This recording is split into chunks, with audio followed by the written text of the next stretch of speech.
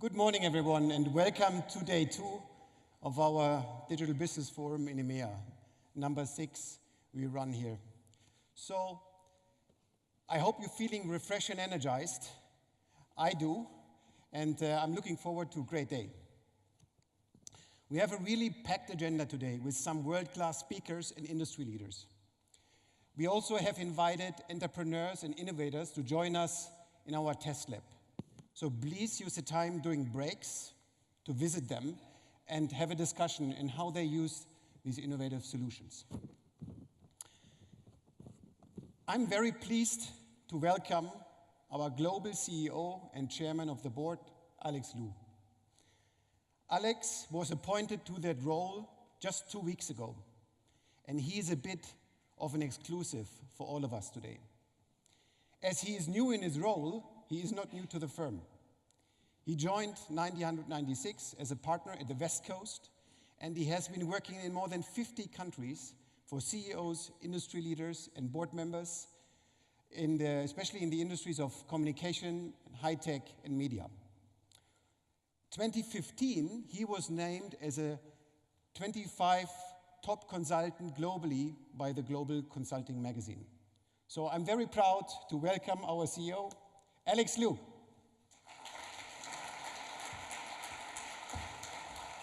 Thanks, Mike.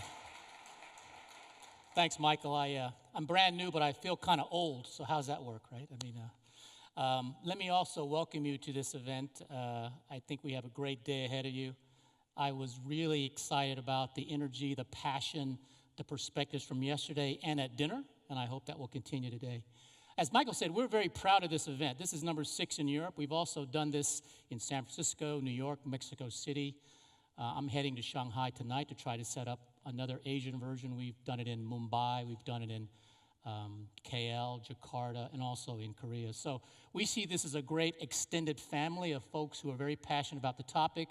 And that's kind of the energy that we want to tap into. It's a second family. Please treat it like that.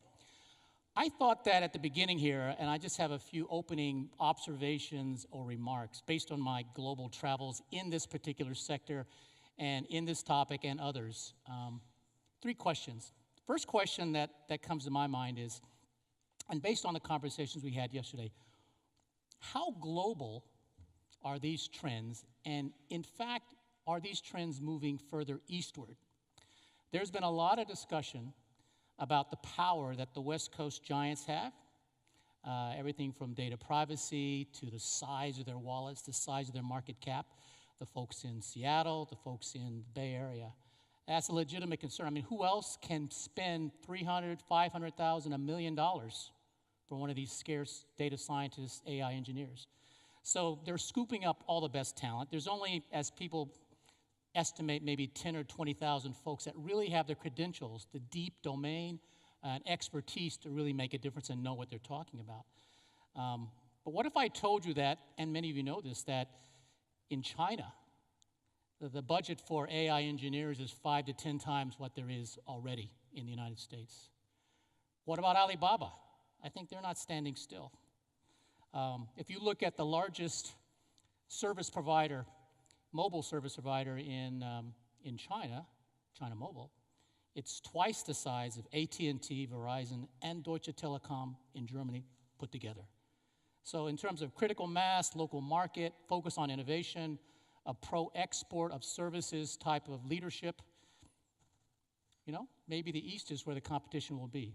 So let's not stand still, even if you're a happy, successful company on the West Coast. So that's number 1, global disruption, the focus of war on talent, and who's going to win that battle. That's number 1 we should all think about because we're trying to implement our own business plans. Number 2, where are we in the hype cycle? I spent a lot of time on the West Coast, and a lot of these AI deals from a venture perspective are very expensive. There's a lot of low rent money out there. And a lot of venture capitalists, as you all know, no offense, are followers.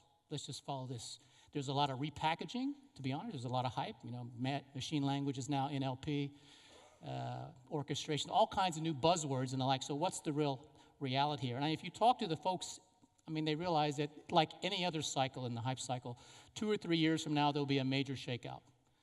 So what you got to do if you're in this business, is focus on the fundamentals. If you're in the data side, you've got to be able to collect the data. You got to cleanse the data. You've got to be able to visualize the data. You have to apply the data to specific use cases where the strategic will find you interesting. So I don't think there's going to be a new unicorn based on this technology, but I do think there will be a lot of strategic roll-ups by big corporates and some of the tech companies around the world to sort of accelerate their growth path. So the second question you might want to ask yourself, where are we on this sort of hype and reality cycle?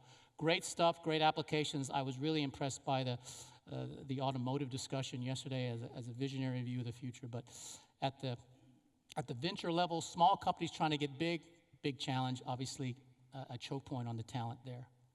Number 3, from the perspective of big strategic corporations who really, these are our core of our consulting client base, how are they looking at their relevance and urgency around these same topics?